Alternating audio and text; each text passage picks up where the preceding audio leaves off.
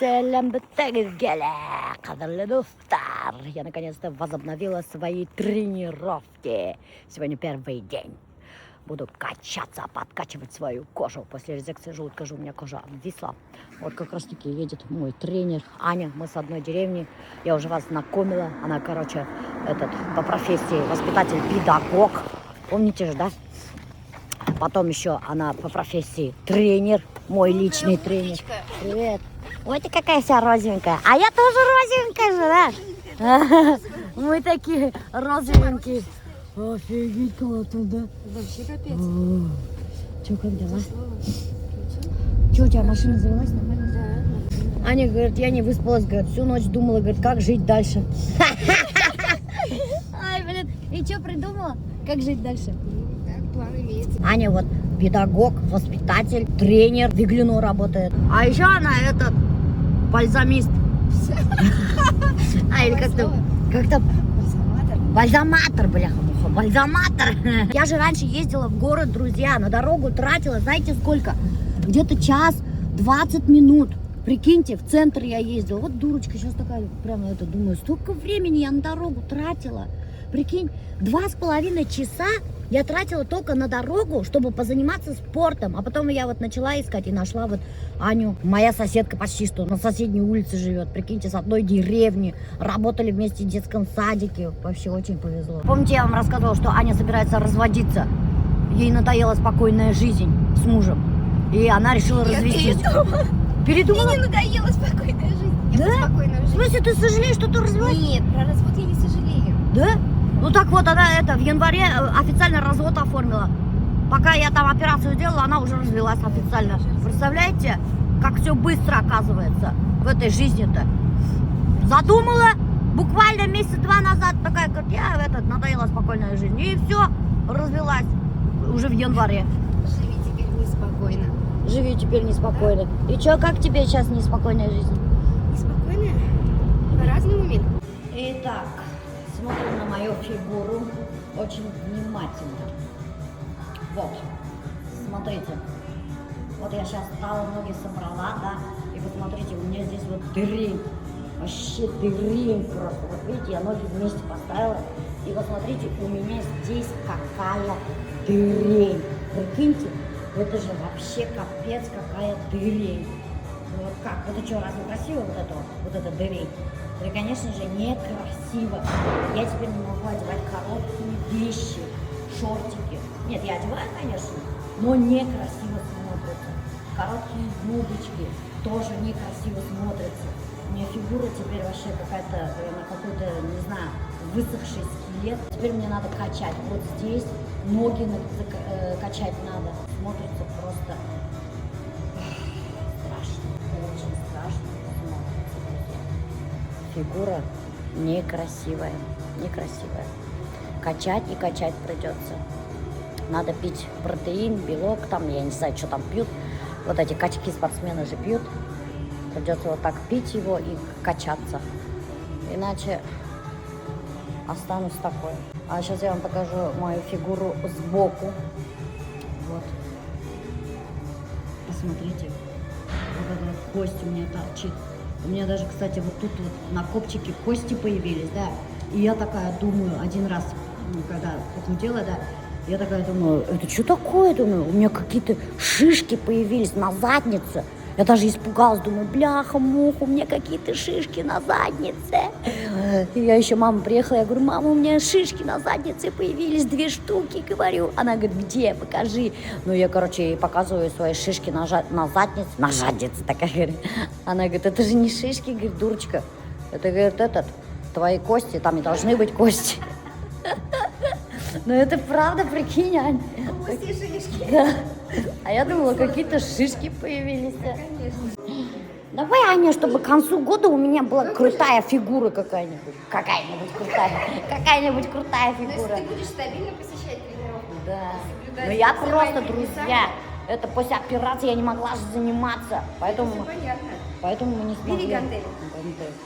Подожди, а мне это можно поднимать тяжело, интересно? А? Они не тяжелые. Это же 5 килограмм. Они не тяжелые. Нет, они тяжелые. Ну если мне нельзя, что просто С меня скидывают. Поехали. Выпад назад. Я тебе только что показала. На носок поставила и пошла. И встала. Нет, останься на месте. Вверх-вниз, вверх-вниз. Да. Да. Выдох наверх делаешь. Сколько качать надо попу, чтобы попа была? Аня, говорит, свою попу качала 2 года, представляете? Больше наверх. Больше? Конечно. Нет. Ты что, надо 2 года вот так делать, чтобы у меня попа была? Ой, господи. Так, цветочки, василечки. Да? А если перестаешь качать, получается, попа потом пропадает. На какой доски придется иметь тренироваться? А потом уже бальзаматься. Попы.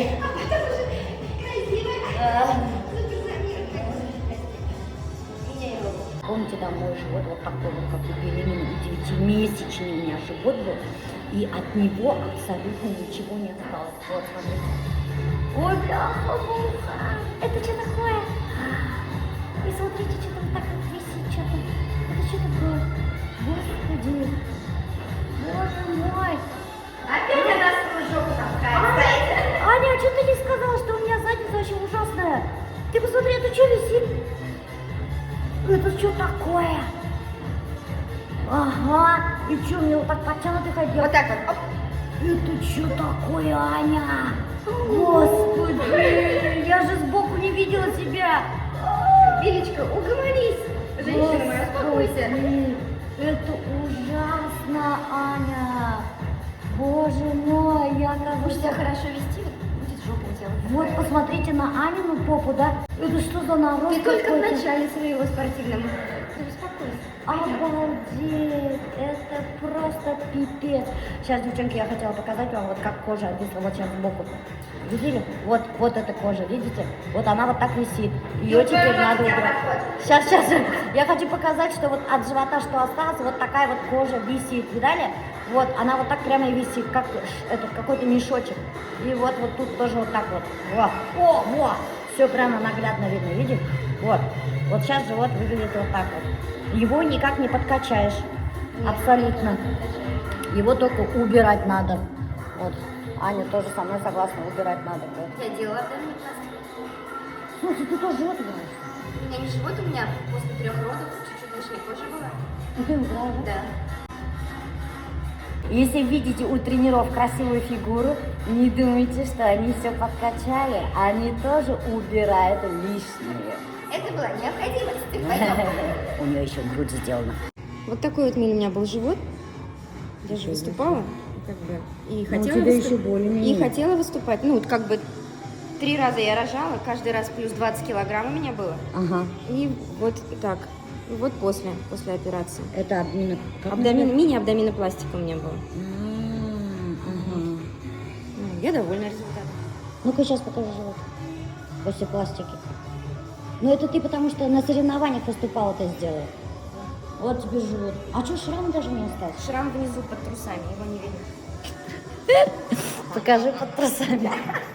Раз уж начала показ, до конца покажи. Да. Аня говорит, отложи операцию свою. Ну, которая вот подтяжка. Не подтяжка, а груди и живот я же хотела убрать. Я не знаю, как это называется. Абдоминопластика. Абдоминопластику. Отложи, говорит. Потому что сейчас, говорит, надо интенсивно заниматься. На следующий год, говорит, сделаешь. Тем более я вот только после операции. Тебе, да, надо дать организму восстановиться немножко. Ну. А то у тебя операция за операцией. Что у тебя прошло в декабре, май? Мы, короче, не успеваем подтягивать кожу с Аней. Мы тебя только вводим в тренировки, и ты опять оттуда Да. сваливаешь. Мы только интенсивно в тот раз начали заниматься, и после операции нельзя было заниматься, после пластики лица. И теперь, если я сейчас грудь сделаю, опять нельзя будет месяца 2 заниматься. И все наши тренировки коту под хвост. Короче, по рекомендации Ани я решила отложить свою абдоминопластику. Верное решение. Абсолютно. Лучше заниматься. На следующий год, наверное, переложу лучше, да, перенесу. Короче, мы с Аней поговорили и решили, что действительно надо мне отменить операцию, которая у меня была запланирована на март. Потому что действительно, организм не успевает восстанавливаться, считай, пластика. Вот только буквально месяц назад была, да, считай, в марте, уже, считай, пластика же была у меня когда? В декабре, январь, декабрь, январь, февраль. И в марте уже, считай, груди хотела я сделать. Даже 4 месяца не прошло. После первой и второй операции промежуток маленький, даже 3 месяца всего лишь, да. И поэтому решила я, короче, отложить. Они говорят, надо интенсивно заниматься, кожу подтягивать, хотя бы год, говорят, потерпеть, позаниматься хорошенько, а потом уже делать операцию. И поэтому я согласилась, короче, с Аней, не буду пока делать операцию. Пускай будут у меня висячие груди. Красивый рассвет, офигительный. Еще даже не рассвело, а я уже позанималась от души. Сейчас, короче, хочу прибавить время тренировкам. Я же час занимаюсь, сейчас хочу, чтобы занятия шли хотя бы 1,5 часа. Потому что от часа, мне кажется, толку нету. Но есть, конечно. Но надо заниматься очень интенсивно. Очень интенсивно. Кожа капец обвисшая просто-напросто. Мою кожу, кроме меня самой, никто не подтянет, друзья. Все-таки операцию я решила отложить. Думаю, нафиг, блин. Действительно, что-то, а то я разогналась с этими операциями, блин. Друг на друга накладывается. Это же стресс для организма. Вообще капец, блин. От одной операции я не успела еще оклематься. Еще вторую уже собралась сделать. Ладно, меня хоть Аня, блин, чувство привела. Она говорит, надо заниматься, говорит, кожу подтягивать. Мы, говорит, не успеваем с тобой никакого результата добиться. Ты постоянно на операциях. Ну вот действительно так, постоянно я на операциях. Ой, что у меня с лбом? О, боже, какие морщины. Что я постоянно, блин, смотрю в зеркало. Постоянно теперь я смотрю в зеркало. Вот что я заметила. Представляете? Я уже какая-то больная стала. Тут кривое, тут косое, тут обвисло. Я раньше таких женщин, между прочим, осуждала, которые постоянно смотрят себе в зеркало, да, и постоянно находят какие-нибудь изъяны в своей внешности, и потом исправляют их. И прикиньте, теперь я сама такой становлюсь, представляете мы? И мне теперь от этого страшно. Это что за фигня такая? Откуда это пошло? Или это женщины все так, когда стареть начинают, что ли? Или у меня какой-то кризис среднего возраста, что ли, начался? Что это такое, друзья? Это, по ходу дела, на меня климакс так влияет, что ли? Возраст так влияет, что ли? Знаете, что началось? Я ночью просыпаюсь вся в поту, вся мокрая. Представляете, постель даже мокрая, как будто я обоссалась. Прикиньте. Потом я резко начинаю потеть. Я вот хожу, мерзну, потом резко начинаю потеть. Вся одежда мокрая становится, представляете? Короче, тут пришла Зарина, я ей говорю, давай, говорю, быстренько сделаем КФТБ, поможешь мне. И контент снимем, тягайнем, Тарас. Дайте я быстренько подкрашу. Молодые блогеры, что делают-то? Подготавливаются к съемкам. Им нужна красота, эстетика. Они камеру готовят полчаса, убираются в комнате, себя в порядок приводят. Потом только начинают съемки. А я изначально так не снимала. Как есть, так и снимала. Между прочим. Так и надо снимать. Все как есть. Я надеюсь, здесь ничего нету? А то меня задолбали кошелек. Я же ходила к стоматологу. У меня один имплант не прижился, друзья. Посернел. Заранее озвучу, что вам напишут ваши подписчики. Типа, сколько можно свои зубы показывать? Это ненормально, это уже перебор, все границы переходишь, олень. Ай, вот все прямо. Так и пишут. Ну, алла. Стойте, давайте. Прошло уже время твое. Давай быстрее, мы опаздываем вообще. У нас очень много работы сегодня. Накрасилась? Да. Нет, я изначально такая уже пришла. Чего вы этого не замечали? Я не знаю. Ну ты же накрасилась, уже можно снимать, наверное, вблизи, короляй. Сейчас, дорогие друзья, мы будем с красивой Зариной делать красивые и вкусные костебыки. Да, красивая Зарина изначально пришла красивая вообще-то. Я проснулась уже красивой. Я тоже красивая проснулась. Здравствуйте, дорогие друзья, уважаемые гости. Нашей сегодняшней передачи. Сегодня мы будем готовить костебы по фирменному рецепту башкирской домохозяйки. Лепешки готовые берем. Вот от чего жизнь улучшилась этой. Готовые лепешки даже можно сейчас заказать. Они на совесть, Шненга. Это казанские фермеры мне отправляют. С озвучкой фермеров, пожалуйста, поосторожнее. Почему? Что-нибудь не то скажете, потом еще Ай, вдруг. не говори. Чебуреки, блин. Короче, я сходила в салон, и на днях мне написали: сколько бы ты ни старалась, красивой все равно не станешь, типа, Это кто тебе написал? подписчик. Женщина Не знаю. или мужик? Это фейковый аккаунт, я не знаю. А самое, что интересно, когда эти мужики начинают, взрослые мужики, у которых там семейные фотографии, Да. писать, типа, какие у тебя ужасные уши, исправь их, типа, на каждую. Я потом посмотрела на каждую историю, пишет: исправь Да. свои уши, типа. Я взяла его фотку, выложила, и Дура ты что, Ганя? а он такой, знаете, пузатенький, короче, дяденька такой. Исправь свой живот, не баше, блин. Мужиктар, блин, какой вообще бессовестный халық, между прочим. Вот сколько мне қыздарды қалдым да енді рубрикадан шаяққа, они вот эти вахтовики женатые пишут шул қыздарға незамужним, которых я выкладываю рубрикадан шаяқта. Қыздар потом меня жалуются, тебе я дала. Еще оялмайся, пишут, говорит, с основных своих страниц, где, А говорит, там жены, да. где фотографии с детьми, с женами, где они счастливые, своих жен обнимают, целуют, говорит, и потом пишут, говорит, айда устрашаях, мне не хватает женской ласки, мен қатыныман айырылышырға үйрем, я собираюсь разводиться, мы с ней давно не живем. Мы отдельно спим. Мы отдельно спим, у нас вообще нету любви, мы там по залету женились. Такие бессовестные мужики, окей, наши. А прикинь, если бы наоборот было, прикинь, замужние женщины писали бы холостым егиттарға. Ну и такое тоже бывает, наверное, уже. Ну, редко. Я, короче, один раз выложила одного парня в рубрику Таныша, молодого парня, симпатичный вообще, егет. Ему одна бизнес-леди написала, старше его на 20 лет. Нормально. Бляхин кімге алған. Он не рассказал? Нет? Нет? Прикинь. Потом эта женщина меня достала, но она не замужняя, она в разводе. Леша, дай его личный номер, дай. Он мне, говорит, уже перестал в Инстаграме отвечать. Он мне, говорит, давно нравится, дай. Ну, я не дала, конечно же. Но ты алмазға айттым енді, конечно. Алмазға. А кто знает, какой алмаз вообще-то? Да, Да. действительно. Алмазов много, между прочим. Вот и гадайте, какой из Мгм. них. Алмаз говорит, мне уже понял, қарт тағын ты. Мен там нифига не қарт. У меня есть таге. Зато меня там хина обеспечит. А чё? Она так и предлагала ему, что она будет спонсировать все его там эти хотелки. Мне тоже такое предлагали. Спонсорство. Причем у меня один раз. Мне всего один раз в жизни предложили спонсорство. Я как раз вышла от родителей в городе, да, и пошла домой пешком. Иду я, значит, пешком, это была зима.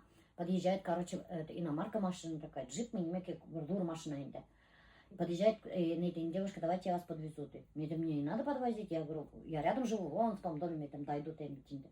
Бавай, лет 70, наверное. Ну, может, 60 чем-то, может, выглядел на 70. Ага, такая высокая, красивая. У меня еще совсем братка, у меня совсем хуйни и бедрейни. Я такая говорю, не надо, говорю. Может, бре, я сидит подвезу тебя, а мне, может быть, дать Ирине. И сказала бы мне, я сейчас еханем, сидит, давай, парни, Черниковка от Китерине. А банда бавай. Короче, мне говорит, давай подвезу. Ладно, черт с ним, тенем, да, мне там бавай, да, мне там куркырга, тенем, да, утырдым енді. Утырдым, да, мне там, вон тот дом, тенем, да, ты меня опаргал, да, тенем. Это же страшное. Да, какие-то пора, ну, вот такой хлюпенький бавайчик, да, блин. Что его бояться-то? И вот, короче, едем мы с ним, да, и он мне прямо сразу, я говорю, давай сразу к делу перейду, говорит. Я, говорит, ищу девушку для свидания, говорит, молодую, говорит. А мне тогда было после развода 25 лет. Я тебя, говорит, буду спонсировать, говорит, а ты, говорит, будешь моей там, когда захочу, тогда позвоню, ты, чтобы всегда была, на связи. Прикинь, что это мне? Я охренела! Я тогда и не знала, что вообще такие вещи бывают, что люди могут такое предложить. Это впервые в жизни мне такое предложили. Представляешь, аул кадана.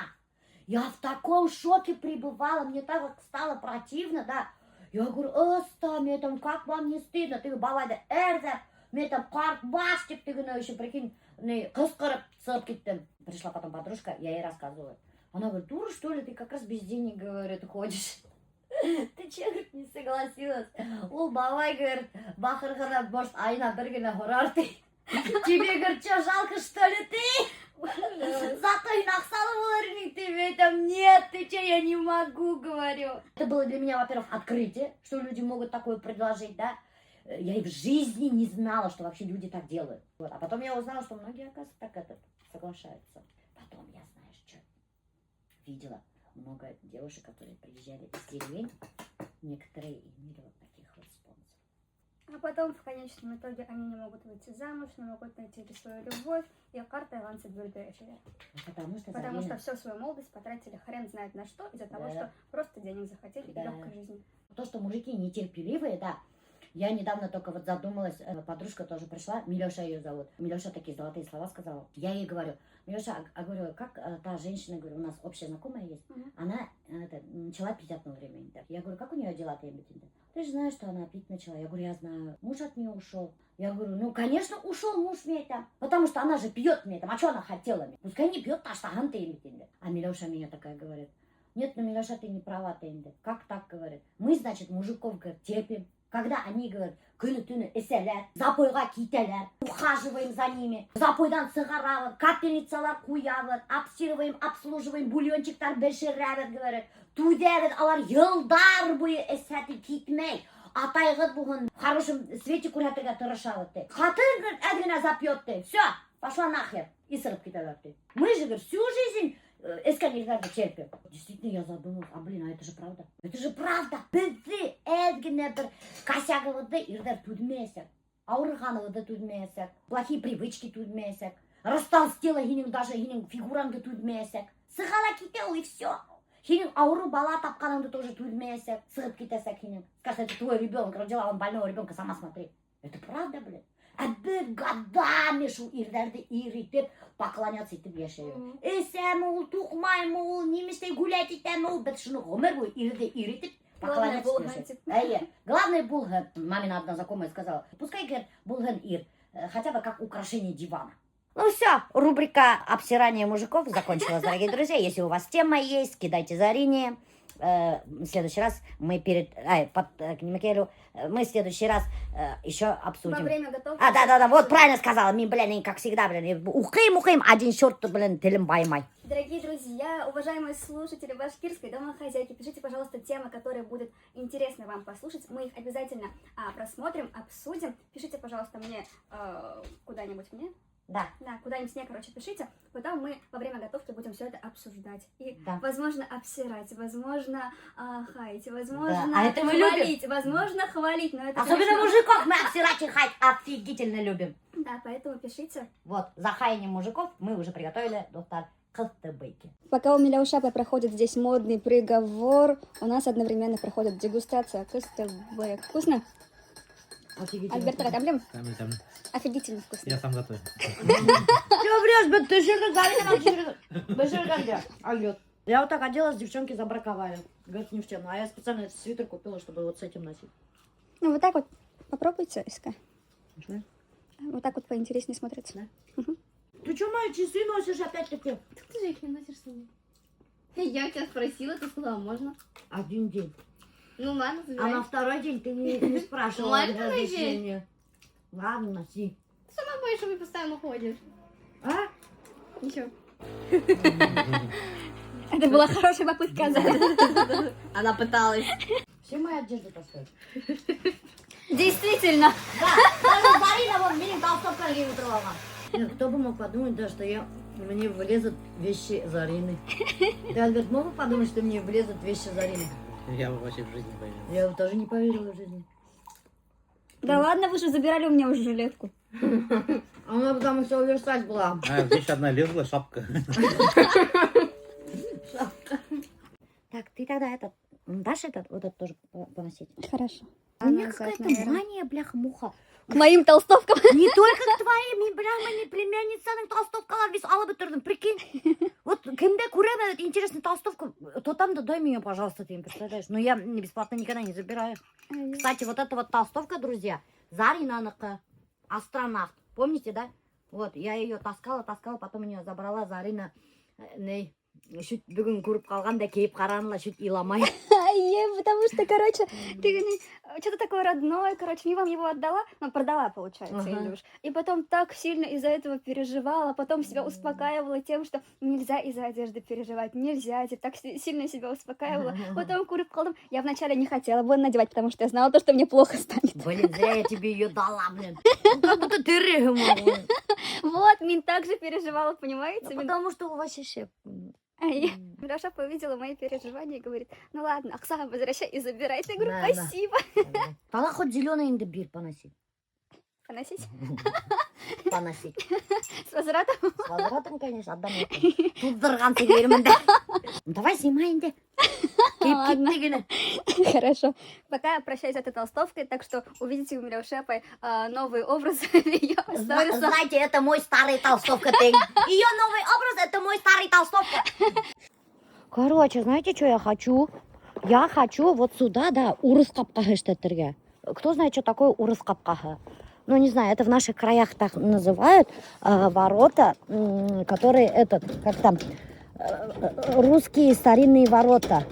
Помните, раньше были русские старинные ворота, высокие, вот такие вот, высокие, с таким этим, как там, козыречком. Блин, я не знаю, как называется. Ну, короче, в русских деревнях были такие ворота. Я вот хочу сейчас вот такие вот ворота. Мастера, кто такие ворота делает, пожалуйста, отзовитесь.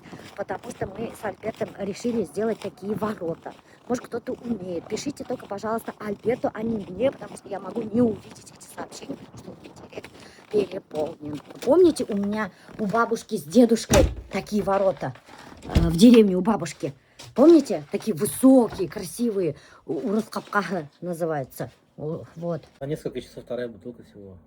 Все, наверное, время пришло у меня хрена уходить. Из такого. Из такого чего? Компоты, наверное. Компоты. Соки. Мне нравится вот это, конечно. Ну, надо уходить потихоньку. Резекциаварам марта. Давай апрель. Апрель. Давай лучше июньде, наверное. Июньде? Надо писать. Эй, бесеншан. А Михаил, скажи, Бартом, как я буду летом работать? Надо осенью ехать. Надо зимой. Ну, а туған күніңден кетесің. Не поеду, ты еще дурак, что ли? Ну, все. После дня рождения. Февраль. Мне дом надо туда делать. Пока цены такие низкие зимой. Февральға аттым, что ли, знаешь? Нет, ты еще там месяц надо внутри. Уже, блядь, внутрянка несет мне уже. Егehen барған. Егehen легче будет. Бесендан хун барған. Бесен қасан бітемін. В июле, в августе можно ехать. Мына июльдің арағында барған. В сентябре лучше. Эй, Алла! Все-таки не вытерпела, пошла в баню. Но я у Руслана Айдаровича, у хирурга своего спросила, он говорит, холодную баню можно. Я сходила в холодную баню, никакого наслаждения и удовольствия не получила, конечно. Быстренько помылась и все, вышла. Но зато хотя бы чистая. А то в душе вообще, оказывается, мыться невозможно. Представляете, холодный заходишь в душ, да, включаешь воду и мочалкой моешься, вся поцарапанная, выходишь оттуда. Тут хотя бы более-менее заходишь тепло. Но тут я тоже, конечно, вся поцарапанная вышла. Все вот поцарапалось. Мочалка вообще капец царапает, оказывается. Я 100 лет, потому что не мылась в холодной бане и в холодном душе. Как вот люди в городе моются, вообще понятия не имею. Это же вообще капец какой-то. Все тело поцарапалось. Мочалка как скребок какой-то, блядь. Сейчас мне еще паспорт надо менять, друзья. Потому что последний раз, когда я была в Стамбуле, были проблемы. Представляете, меня же останавливали на таможенном контроле, проверяли фотографию, все там сканировали, видео просили, чтобы я показала, выписку из больницы, что я там резекцию желудка сделала. А сейчас я еще пластическую операцию сделала. Сейчас вообще надо тоже выписку с собой возить. Короче говоря, надо сейчас менять паспорт. Но я вот жду пока, чтобы лицо на место встало, потом буду менять паспорт. А я недавно буквально поменяла, мне 45 лет было, когда я поменяла паспорт. И вот год не прошел, сейчас опять менять надо А паспорт. загранник поменять, да и все, потом бумага. Ну, загранник, и тот паспорт, наверное, надо менять. Не надо, мам. Ну ты опять попухнешь. Да, я могу опухнуть, кто его знает. Потому что после резекции желудка некоторые люди набирают вес, между прочим. Заново, прикиньте, такое тоже возможно. Поэтому пухлый загранпаспорт мы пока что не будем ничего с ним делать. Пускай будет он. Сдавать нельзя его. Кто знает, как жизнь изменится. Вдруг я обратно опухну. А мне пухнуть нельзя, между прочим, хирург сказал. И кто сделал пластическую операцию, им нельзя пухнуть. И худеть тоже обратно резко нельзя. Короче, должен быть один и тот же вес. Стараться держать один и тот же вес. Плюс-минус 5 килограмм. И все, допустимо. Больше недопустимо. Прикиньте, достат. Сейчас придется что, всю жизнь вот так держать, что ли, этот вес, чтобы у меня, блин, лицо не разошлось? Или, я не знаю, что там, из-за чего, интересно, я не знаю. Да.